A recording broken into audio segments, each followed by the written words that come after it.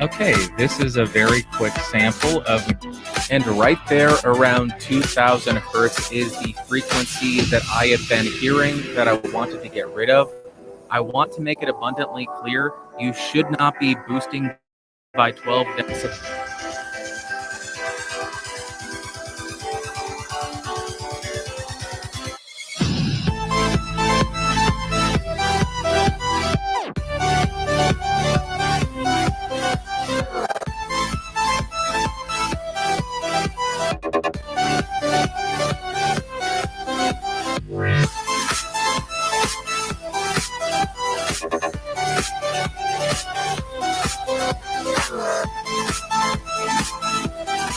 Hi guys, are you able to hear me?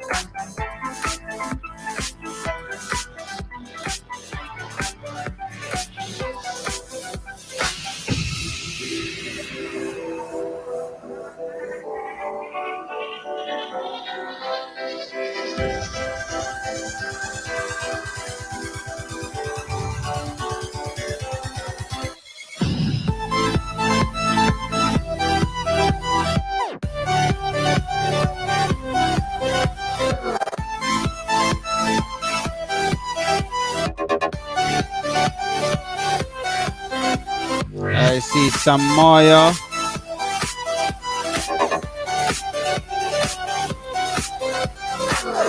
I see TTV. Baconalist. Hi, how you doing?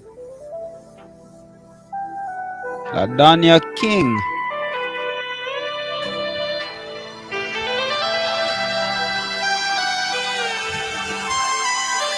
Not certain who this is, but fair. Lacer. Seeing Winter. Alright.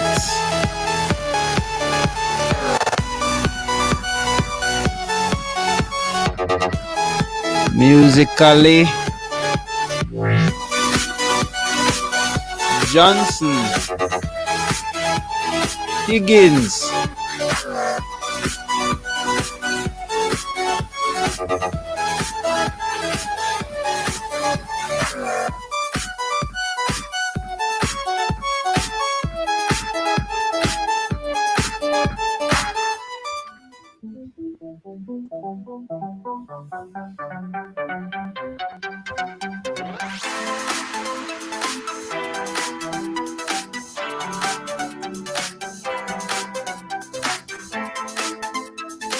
See someone here and Alton and Martin and a few others. Alright guys, let's get ready to start.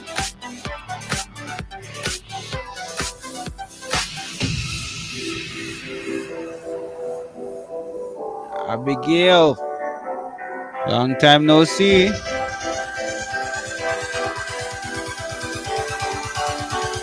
Brianna. Shaw, how you doing?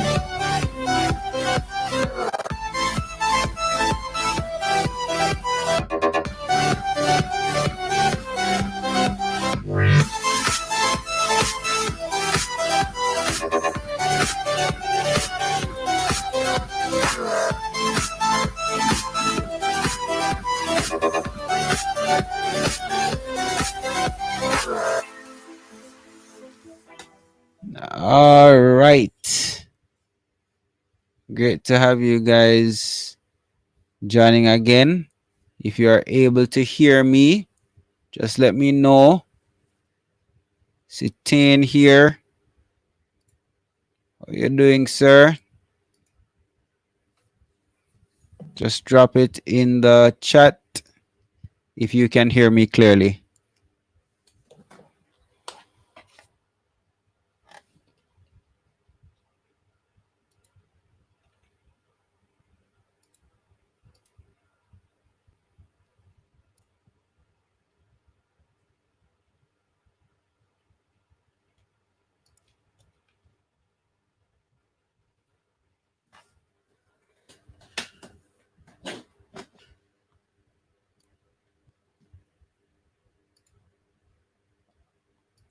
Okay. Yes. All right, good.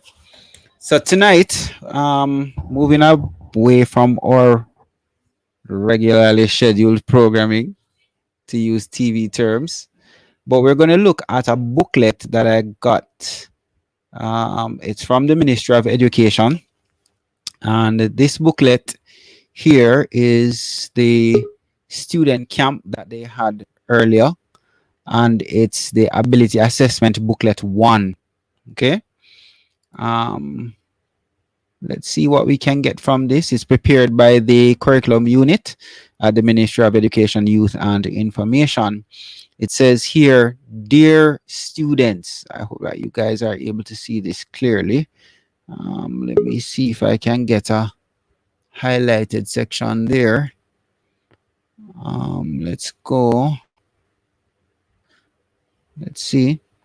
Dear students, the curriculum unit of the Ministry of Education, Youth and Information welcomes the opportunity to help you to prepare for your final examination, the PEP ability test.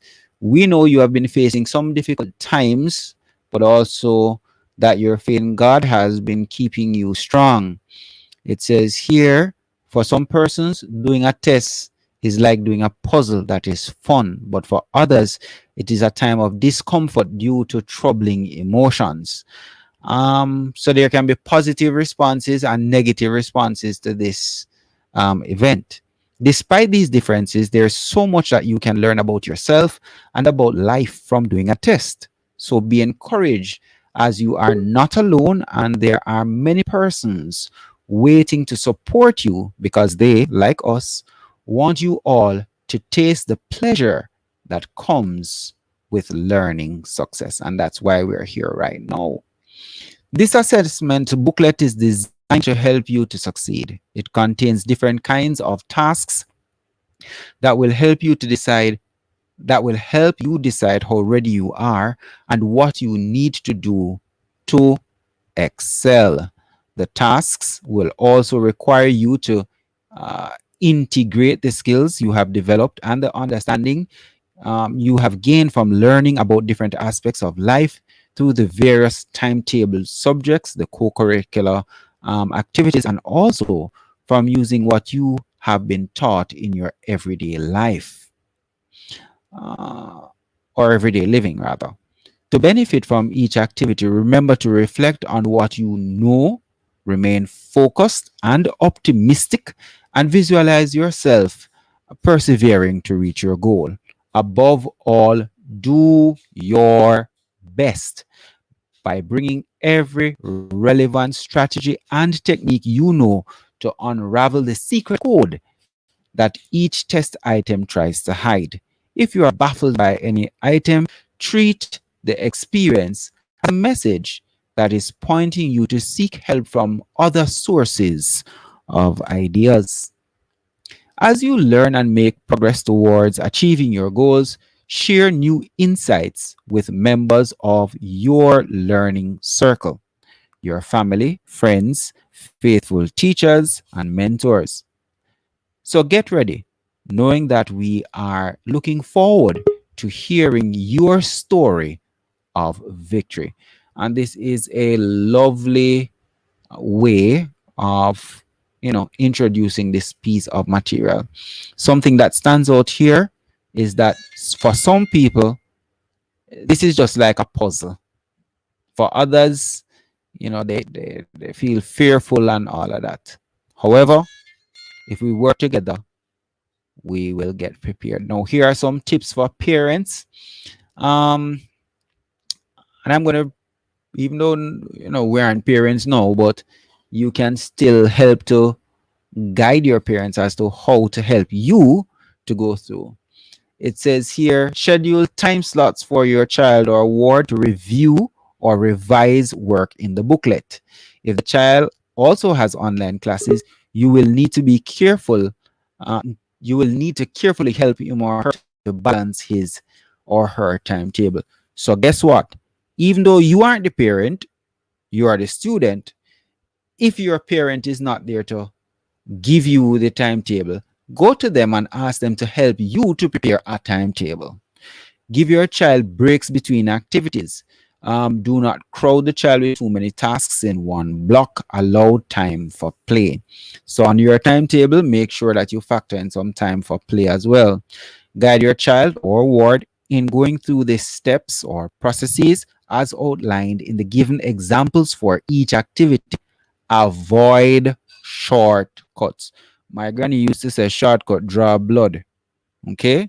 So sometimes in trying to get something done quickly, we may look something on the shortcut and really get to the wrong place or get the wrong answer.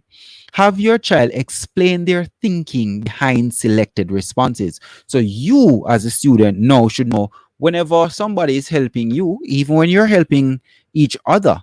I know some persons have formed learning circles. They have formed their little groups and they're studying on their own. So on the weekend, on um, you know, after class, every opportunity they get, they try. Even on holidays, people were studying. Okay, so you should know that you have to explain the thinking behind the selected response.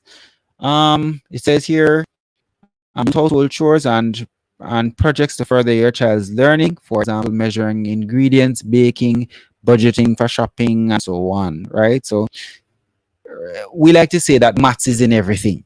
Okay, so you can find the budgeting and the ingredients, how much, and so on. All right. Um, of course, seek support from the teacher. Um, Try to find additional resources. So if even if your parents are not providing these resources, remember that you can learn from radio programs, television programs, the lessons, the learning kits, and so on. And of course, have fun while learning. Even if your parents are not having fun, try to make this learning a fun experience. Let's go to the first little part here. This part is all about analogy, and this is something that is critically important to the process. Brianna, could you open your microphone for me now at this point and just read this section on analogy, please? This first section here, and then we get into the example. These types of questions consist of a pair of words with a particular relationship to each other. Your goal is to identify the relationship and use it to select the best word to complete a second pair of words. So, For example, analogy, hold on just a sec, thanks. Analogies are all about relationships. Okay, all about relationships. Now we have done this in class, and here in our little episodes, and we have established many types of relationships. Can you just tell me two of those relationships that you remember? Just some examples of relationships you remember. male and female, male and female, masculine and feminine, Okay, yes. Any more? Another one. part to a whole, Very good. Part to a whole. Any other?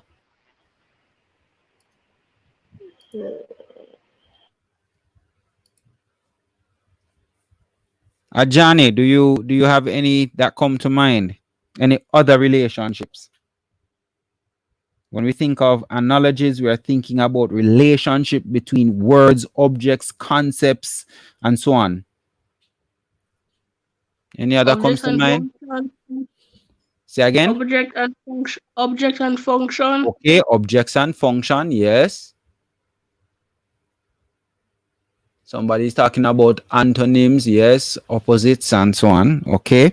So you have individual and group, intensity, part and whole, product and raw material, worker, workplace, tool and action, animal and movement, animal and sound, thing and sound, male, female, study and topic, worker, tool, worker, product, animal and young, um, animals and where they live, things and the place they are kept in, quantity, units, sports and sport terms, country and place, instrument and measurement.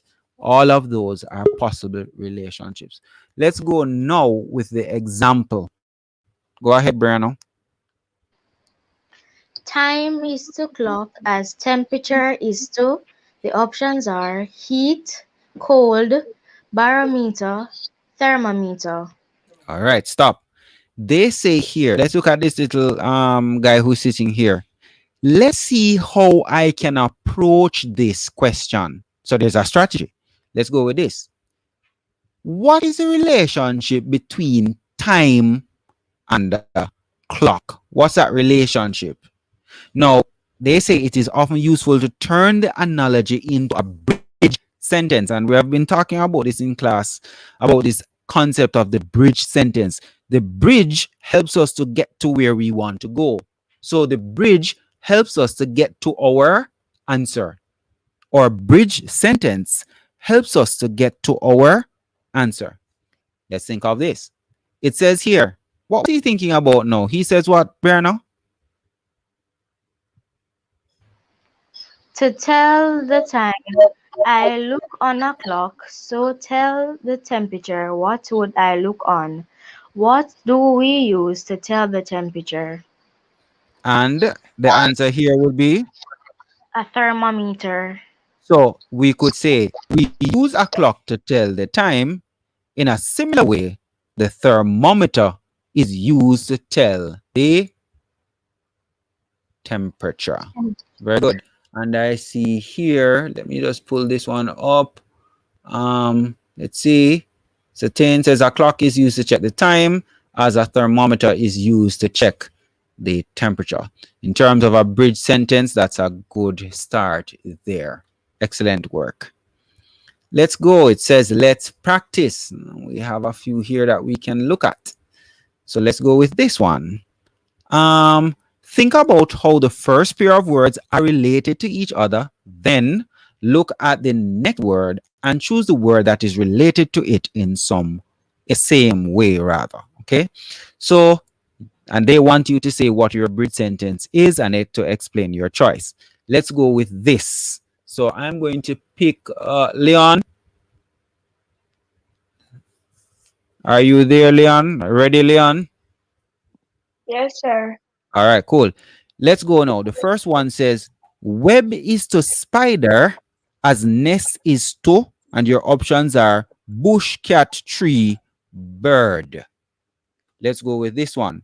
Web is to spider as a nest is to one of those.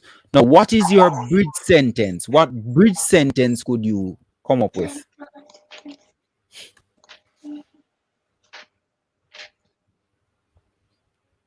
Sir.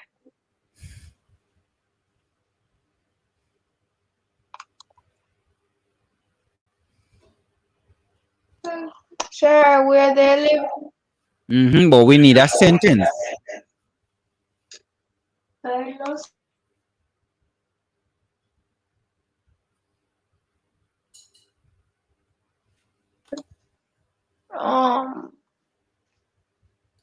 Let's look at what Teen has here. Can you see what Teen has on screen? Yes, sir. And if we take that, it would help us to get to the answer. So we could break this down and say a spider makes a web or lives in a web, spins a web, and a bird makes a nest. Nest. Okay, all right. It says here, thank you. That would help. So we need to think of the sentence. Hale says the relationship is that the home or place which spiders are found is the web. That's where they live. The clue that it gives is to who or what lives in a nest, which would be the bird. All right. Thank you. Let's go this with this one. Leaf is to tree as petal is to one of those things. Let's get someone else from our panel here. People on the panel, let's go. Antoine, let's hear if your mic is good. Antoine, Sir? give me a bridge sentence. What would you use as your bridge sentence? Sir. Sir, Mm-hmm. sir, a leaf is a part of a tree, sir. Mm-hmm. Sir, sir, you see, there's that relationship, sir. A petal will be a part of dash, sir. So I'll be have to be using my head, Mm-hmm. sir. So I'll say a petal is a part of a flower. Okay, Flower. okay. All right. So someone here, this looks like Tess. Let's see what Tess has to say. Leaves are found on a tree. Meanwhile, petals are found on flowers. So we're looking for that relationship where they are found. Okay, that would work as well. Let's go with item 3. Let's go with item 3. Um, let's pull Tess's response down. Let's see. Item 3 here. It says chef is to restaurant as doctor is to a market, clinic, patient, medicine.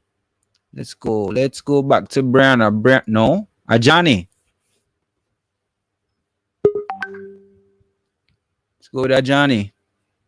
What's your thinking on this one, Ajani? And let's see if we can start working on these bridge sentences. You know. Yes, sir. A Mhm. chef is to a restaurant as doctor is to a clinic. What's the bridge sentence? We need to come up with a sentence that gets us, and the bridge sentence helps to get us A to our chef answer. a chef works at a restaurant as a doctor works at a clinic. Okay, cool. That would work. So here, Tin says a chef works in a restaurant, as a doctor works in a clinic. All right, good thinking so far, guys. Let's go. Let's see. Okay, so they jump past analogy. So again, for the analogies, we need to remember we're looking for relationships. There are many relationships out there. And one of the best approaches is to turn this analogy into a bridge sentence. So come up with a sentence just the same way that a bridge, a physical bridge, gets you to where you want to go. The bridge sentence gets you to your answer or get you there. Let's see. Foot is saying, let's see what Foot says here. Let's bring this one up. Clinic, the relationship is where they work. All right. All right, good. Let's get that. All right. So one last thing here would be classification. And we're not going to go too far with this based on the time. We have about 6 minutes left. This type of question offers you 4 words. All of the words are related to one another in some way. However, one of the words is odd. What does that mean? It does not fit with the others. Your goal is to select the odd word. To do this, you will first have to determine what all of the words have in common, then choose the word that is different. So here we have an example, Brianna. It says, which does not belong in the group. We have Sneakers, water mhm, boots, Mm-hmm. gloves, and the slippers. What's your thinking on this one? It should be that. It would What be do they have in gloves. common? Hold on. What do they have in common? Sneakers, water boots, and slippers are all worn on the feet. On the feet, Yes. all of these things are worn on the body. That's what they have in common. Sneakers, water boots, gloves, and slippers. All these items are worn on the body. Okay? So that's him thinking here. Let me see how they are related. They're all worn on the body. However, only the what? Only, read for me. Only the only gloves are worn on the hands. All the other items are worn on the feet. So gloves is the odd one out. Good, excellent. I know you had the answer and you went straight to the answer, but we want to go through the process of how we get to our answer as well. We want to get that thinking out and practice that thinking now so that when we get to the exam, we will, have those steps locked and we're able to get to our answers in the correct way as well. Let's practice. Let's go with this with 4 minutes to go. It says here, read for me, Bree. Choose the one which is different from the rest. Mm-hmm. In inch, kilogram, centimeter, yard. Mm. How are these all alike?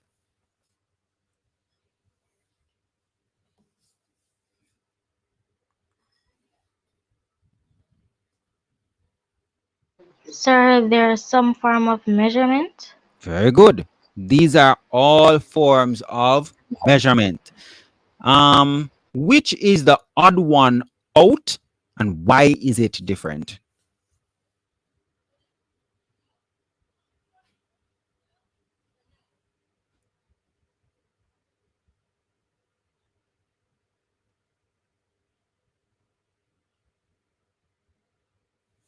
I see Tain has a lovely response here. Have we gotten our response yet? Gotten to our response yet, Brian? Yes, sir, I would say inch. You'd say inch. An inch is not the one I'm thinking of. Yard, sir. Let's go, let's go, let's go. That's not the one. Well, yard is not the one I'm thinking of either. I'm thinking of kilogram. Let's go. And Tin here has an answer. Let me go to Tin. Tin says, let's go, let's go. Haha. I see Martin. Let's look at this. Inch, distance. Okay, imperial measurement of distance. Yard, imperial measurement of distance as well. A long time ago, your granny and so on could say, about 2 yards there, not yards as in where people live, but a measurement of distance, right? And that here, centimeter also distance, but kilogram would be weight. Okay, so when we hear gram, we're thinking of weight. All the others are some measure of what? Of length or distance. Okay, so that's the one I was thinking of.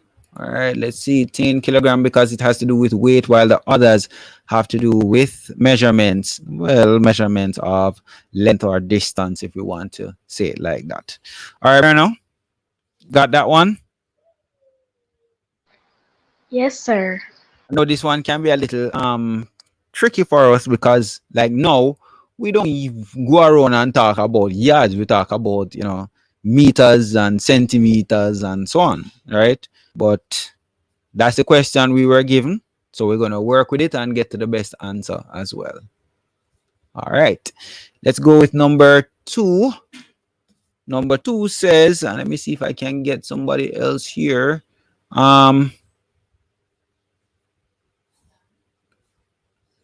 Let's go with this one. Let's see. Choose the one which is different from the rest. We have tire, engine, car, steering wheel.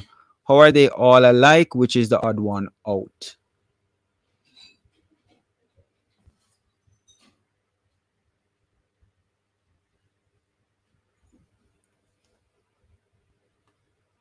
Let's see which is the odd one out.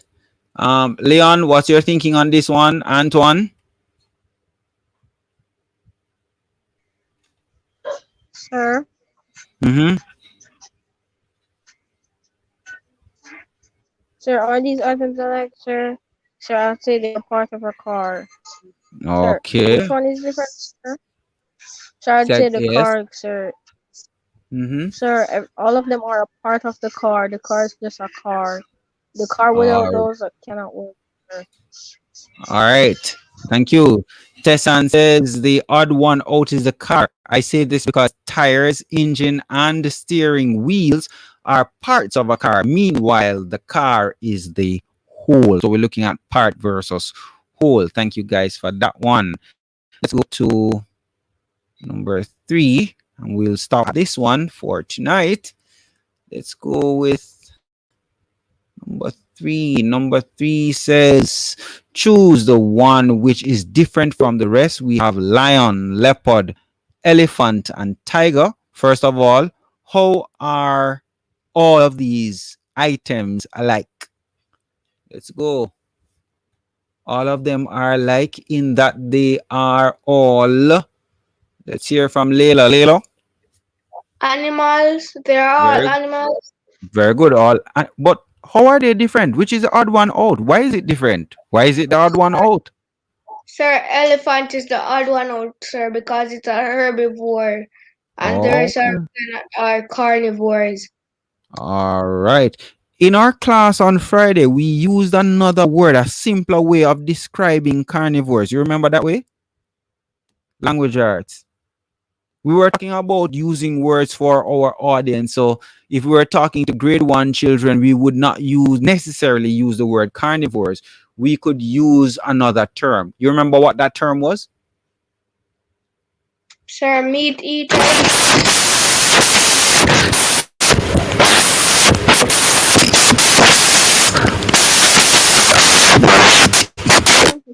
We're not hearing.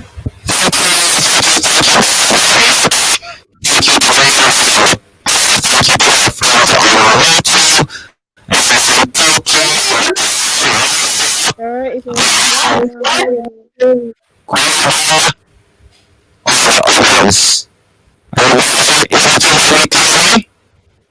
Sir? Sir, your mic is on. Sir, we're not hearing.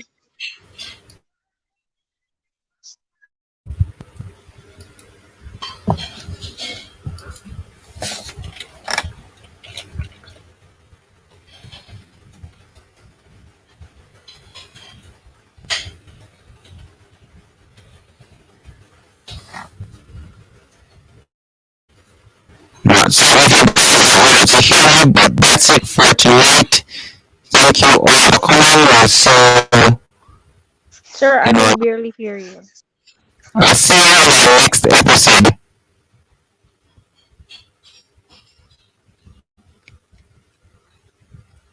Good night, sir.